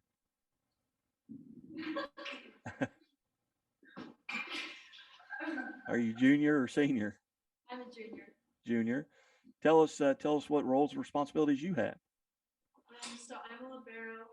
I've been a libero since I was about 14, and I've been playing volleyball since I was in 3rd grade. I've actually played with 3 other people in this room, and we've been playing together since 3rd grade. It's really fun to play with them throughout the years. Yeah, well, you might tell the folks a little bit about your perception of this season, and at what point did you feel like you had a chance to win a state title? I think like from the beginning of the season, we always said that we wanted to win state, but I think it was kind of a fantasy at the beginning. Like we didn't actually believe it, and then as the season went on, we actually started to come together. And once we won districts, we knew we could go all the way. And where were you when you realized that you'd won a state title? Were you at the bottom of the pile? Were you? So when match point came, I was jumping up and down, like celebrating, and then I knelt down just in time to get run over.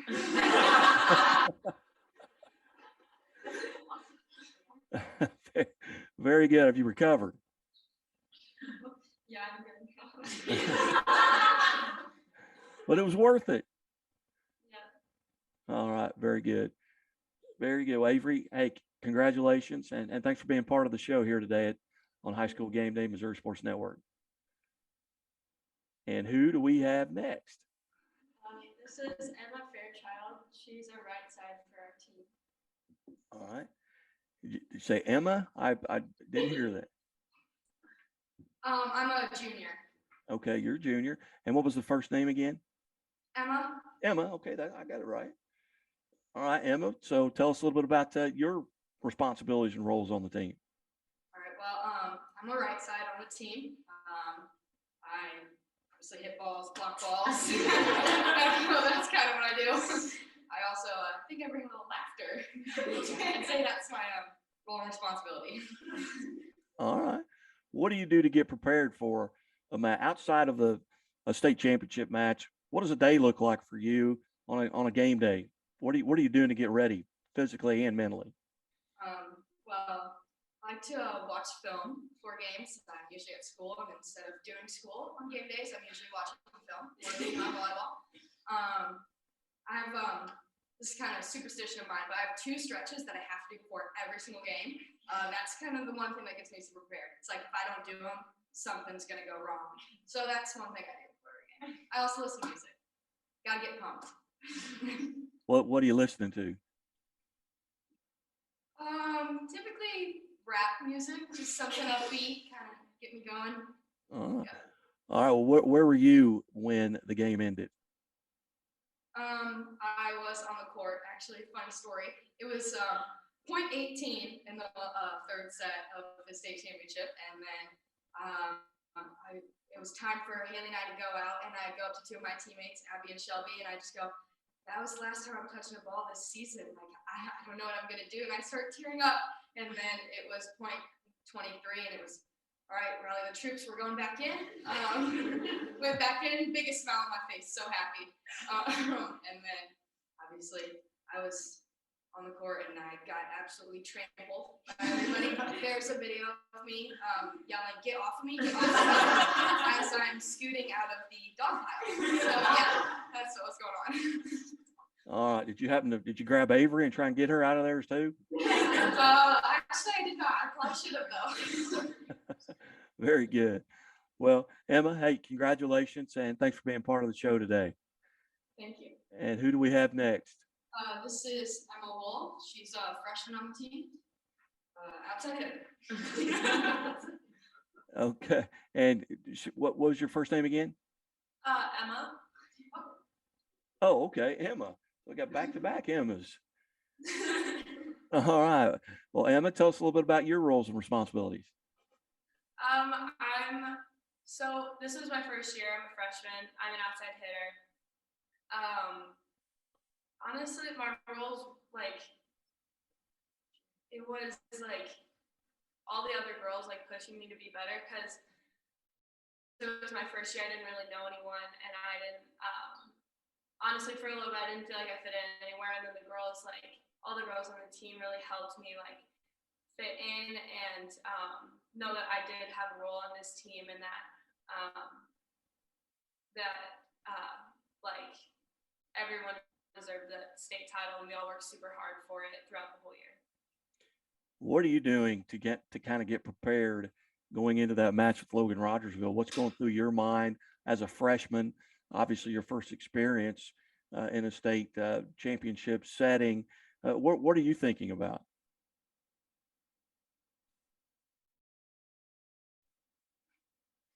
Hello? Oh, I'm sorry. What are you doing? What are you doing to kind of get prepared? What are you thinking about going into that state championship game? Going into the state championship game, we had watched film the night before, and I had gone back to my hotel room and watched a little bit more film. Going in, I actually thought I knew we were gonna win.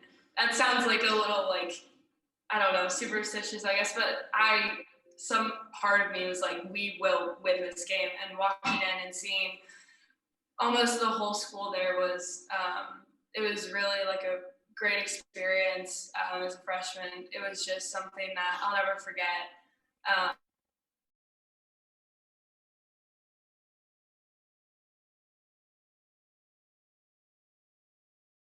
Kind of froze up a little bit there. Emma, are you with me?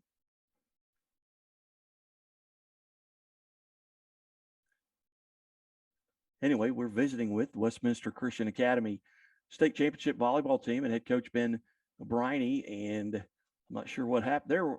Are we back?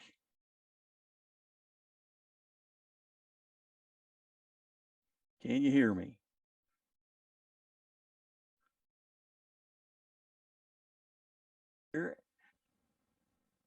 Emma, introduce us to the young lady there across from you. I think we're going across the table here. Who do we have?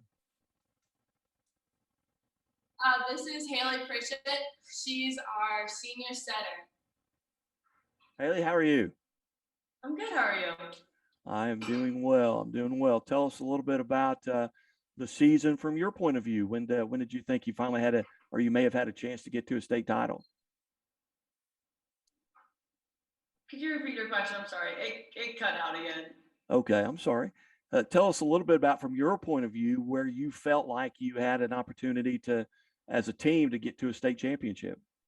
Yeah, so one of the girls said that at the very beginning of the season, we made getting to that state championship one of our goals. And honestly, at the very beginning, I kind of just laughed about it, like let it hang in the back of my head, and didn't really think about it because my first thought was just get to districts first.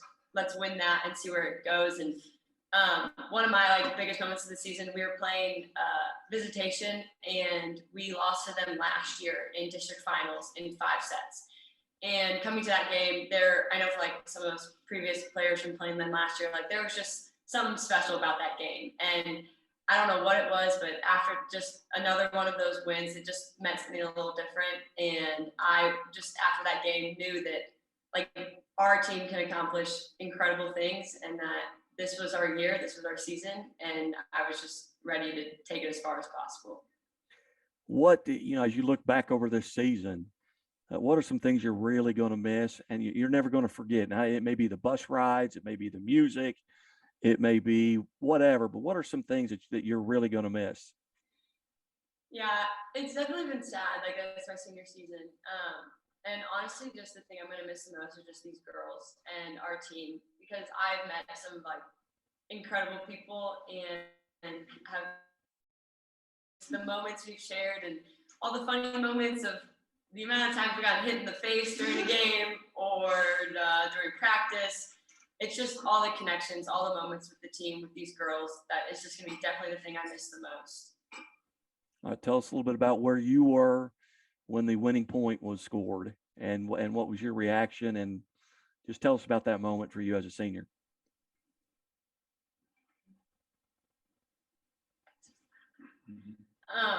So Emma Fairchild touched on it. We subbed out on point 18, and I too got really emotional. I thought that was going to be it. That was the last point I played for my senior season, for my volleyball career, and I did get a little emotional. And me and Emma called it. I said to Emma in that final third set, I was like, we're going to be on the court when we win. No matter what, we will. And somehow the way the points went back and forth, we went back on the court when the scoreboard had 23 on it, and I had to go back and serve. Moments I've had. And so I served that 23rd point, Emma got a block, and we went into the final point.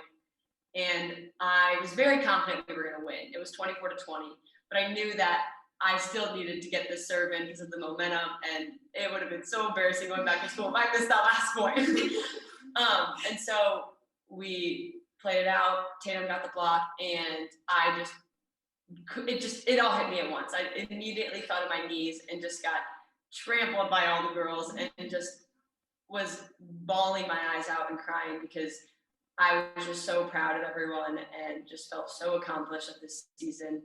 And then was also just sad that I knew that was my last game that I would ever play. Well, Haley, again, congratulations on behalf of the Missouri Sports Network, and pretty exciting. And I thank you so much for being part of this part of the show here today on High School Game Day. Thank you. You bet. And who do we have next? If you could introduce us and maybe switch places with her. This is Shelby Truitt. She's a junior, and she is one of our all-around outside and middle back. Shelby, how are you doing? I'm doing swell. How are you? I'm good. All right. Tell us a little bit about what your roles and responsibilities are. So I'm an outside hitter, and I play middle back and hit, block, and pass. That's all I got to do. Hit, block, and pass. Pretty simple. A lot more than it sounds. Tell us a little bit, how long have you been playing volleyball? How long? How long? Since third. Third grade. What did this run, mean to you? Pretty excited? Yeah, it was honestly kind of it didn't feel real, but at the same time it felt too real. No way this is happening. And the doubting, this isn't real, but then also. All right, tell us where you were when the winning point was scored. I was on the outside position, and So basically how that point went down was Haley served the ball. They passed it, tipped it, Haley picked it up, Avery out of system set me. I took a swing at it, and then they tried to run their middle out of it, and then Tatum blocked it. So I was right next to her as she did it. And I just remember we both just like fell to the ground. I mean, I might have taken her down with me. I was the last one standing. But it was amazing. Outstanding. Well, hey, Shelby, congratulations. And who do we have next? Her. The one and only Sophia Shaver. She's our setter, and she's a junior. Sophia, how are you? I'm good. How are you? I'm good. I'm good. So tell us a little bit. You're the setter. As you look, let's say the ball's in the air on the other side of the net. What are some things that you really have to pay attention to? Really, I'm looking at the other team's defense. I'm trying to find the mismatch, trying to figure out where I should give the ball to in the next point coming. I'm watching the block and seeing how they step as I'm setting the ball to see, okay, should I be setting my middle because their middle blocker is cheating? So really, I'm studying the other side of the court as the game is going on. So is there a lot of communication that's going on with yourself and your hitters, while the ball's in the air during a point? Yes, throughout the whole match, we're talking. It doesn't matter if the ball is in the air or if they're going back to serve. We're always communicating because we really have to get down like what plays we're running, if they should be hitting line or cross. So we're really just trying to figure out the best way to put the ball down together. Very good. All right. Well, where were you when the winning point was scored? I just subbed out for the 23rd point, and I remember sitting down and watching Tatum tip it right back over. And I took a minute and stepped back, and I watched all my teammates run together because I really just wanted to look at the team and be like, wow, we really just achieved something that some people don't even get to think about. And I just took a moment and looked at how happy they were. And then finally, I joined them at the end and ran in. I'm still trying to figure out if anybody will admit running over Avery. Nobody's taking any credit for that. But Sophia, hey, congratulations on behalf of Missouri Sports Network, and thanks so much for being part of the show. Thank you. You bet. And who do we have next? The next person is Lexi Vick. She is one of our senior middles. Lexi, how are you? I'm wonderful. How are you? I am good. All right. Tell us a little bit about what your roles and responsibilities are. I'd say my biggest roles and responsibilities are just blocking and hitting. But no, like from a team aspect, I just say I'm there to give support no matter what you're really going through. Tell us, from your standpoint about the season, kind of put a bow on it. When did you feel like you had an opportunity to make a run? I'm sorry, what's your question? Tell us from your point of view about the season and when you kind of felt like you thought you could make a run as a team at a state championship. Okay, well, I'd say the biggest thing about me is I started playing my sophomore year. So I don't really know a lot about volleyball. So throughout all these seasons, like throughout all these teams that we've played, everybody kind of has like a background on the team and they understand like how good the team is going to be. They can gauge that. I can't. So when we're out there playing certain teams, I don't really know what to expect. But pretty much how I see it is as soon as we finished playing Clayton and we won the district, I thought, well, I mean, I think they're pretty good. I think we're pretty good. I mean, I think we can really make a run for it here. But of course, I didn't know what to expect in the state finals. So. All right. So you don't come out to your sophomore year.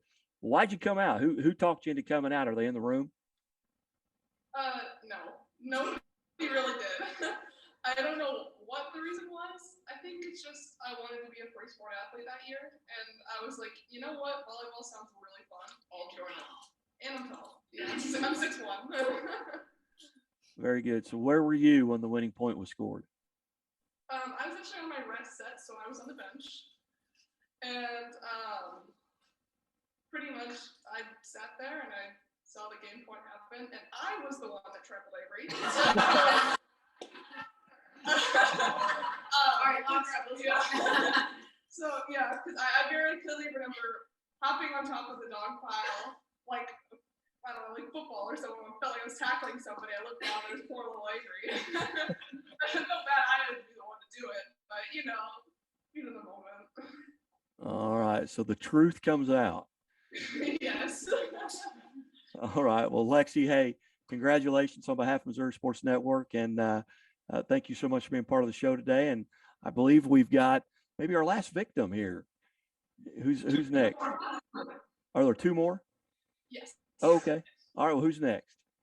All right. This is Miss MC, since she is a junior. Okay. And I didn't, and I apologize, I didn't catch the first name. Abby. All right. Abby, all right, tell us a little bit about what position and roles and responsibilities you have. So I'm a junior. I'm an outside hitter and a DS, so I play all the way around. So I get to do all the fun stuff. So you go all the way around. So you don't, does that mean you don't sit? You don't rotate in and out? No. Okay. How long have you been playing? I've been playing since third grade, like a lot of these girls. Third grade. What's your favorite part about the game of volleyball? Tell me one thing that keeps you going to practice every day. I like how complex it is. I like how there's so many different things you can do in a game and how interesting it is to get to play. It just never gets boring. You're not doing the same thing over and over again. What's your favorite part of practice? What part are you going to miss now that this season's over? But what's something you're going to miss about practice? Like a lot of people have been saying, I'm gonna miss these girls. Like I love this team so much. We have so much fun together. We've gone through all these highs and lows together, and I think it's brought us closer. And I love them like a family. And where were you when the winning point was scored? I think I was in the luckiest spot. I was in middle back, so I got the best vantage point of the whole court. I got to see the whole thing from the back line, and so I watched Tatum go up and block that ball, and I saw everyone just crash in, and I got to go crash in, and it was just crazy. Like I got the best vantage point. It was so much fun. All right, very good. Well, Abby, congratulations on behalf of the Missouri Sports Network, and thanks for being part of the show today. All right, and who do we have next? Next we have Marissa Penner, who we fondly call Penner. Oh. Marissa, how are you? Good. All right, tell us a little bit about what position you play and your roles and responsibilities.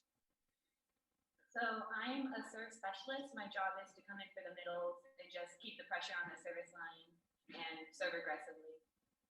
All right, very good. And where were you when that winning point was scored?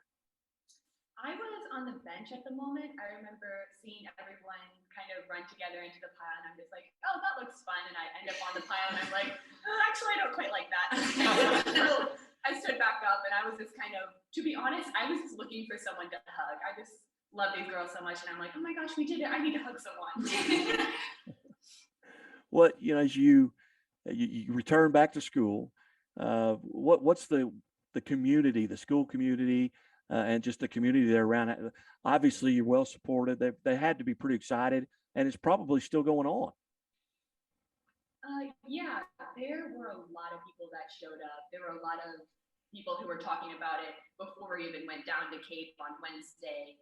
A lot of people were always showing their support, and obviously when we came back, they were all so excited, and all the girls actually wore their medals to school that Monday. So there were a lot of people that were just like, oh, look at you, look at your medal, you look so good, I'm so proud of you. There was a lot of support from the entire school. Who's the first person you heard from after you won the state championship that was not there, or maybe they were there? I mean, who's texting you?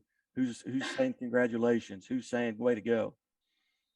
There was, I got calls from a lot of my friends, and I had to hang up because I was in a very crowded hallway with people who were there, and then people who were on the phone, and my sister who's in college and my brother who wasn't there on Thursday was also texting me, and I'm like, shouldn't you be in class?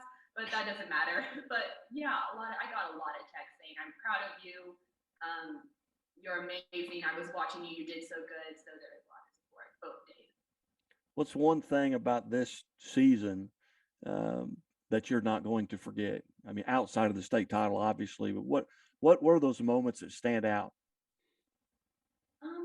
Obviously, there was the big moments, the big wins, districts, semifinals. But I think what I'm going to miss the most is the little moments where you're just kind of teasing your members, you're in the van, you're talking, or you're hugging people, or you're high-fiving even after you made a mistake. So just the little things that show that we support each other and we're constantly encouraging each other.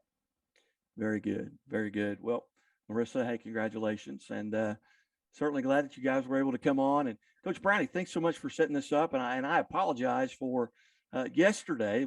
This was supposed to be done yesterday, and I got confused, which is not hard for me to do. But Coach Brownie kind of put a bow on this. Obviously, being able to visit with these young ladies, it had to have been a very enjoyable year for you.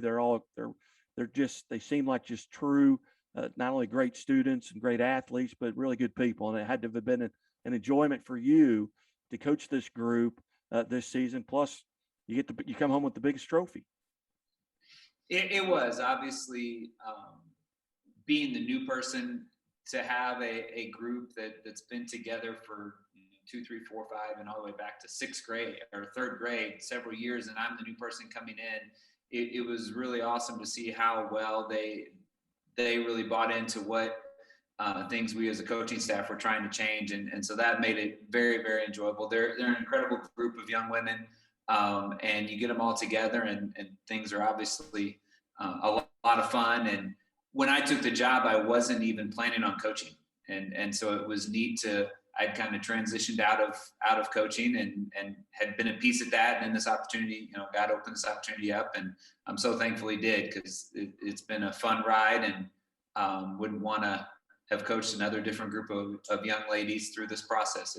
It's been a lot of fun. Well, tell us, just the viewers and the listeners, just a little bit about your background. How'd you end up at Westminster? Where'd you go to high school, cut your teeth, so to speak, and what led you there to Westminster Christian Academy? So I coached college before this for 18 years. This was actually my first year coaching high school. I actually went to Southwest Baptist University and played, just in beach tournaments and intramurals and things like that. And then first job out of college, I went out to a school in North Carolina as an athletic trainer, and then really got into coaching volleyball there, and had the opportunity then to go to Truman, which is a NCAA perennial contender nationally, and coached there for 4 years as the assistant coach, and then 12 years after that as the head coach. And my wife and I got married 3 years ago, and we were looking to get back to the St. Louis area.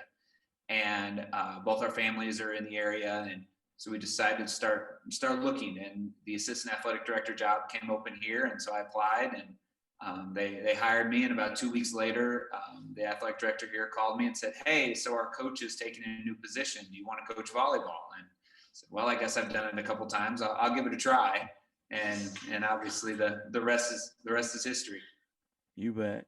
Well, Coach Bryony, ladies, thanks so much for being part of this. And this meant a lot to the Missouri Sports Network. And we travel around the state, really, and we actually had someone there at Cape Girardeau that was filming some stuff, sending it back for us. And but it's been a pleasure and an honor to be able to visit with you guys. I've really enjoyed it. Thank you, sir. We really appreciate it. Yeah, and Avery, I knew I'd get to the bottom of who ran over you. But anyway, guys, thanks so much. Best of luck. And if there's anything we can do for you, let us know. All right. All right. Thank you. All right. You're listening to the Missouri Sports Network, MissouriSportsNetwork.com, where everyone has a home field advantage. Keep it right here. This has been a presentation of the Missouri Sports Network. Thank you for tuning in.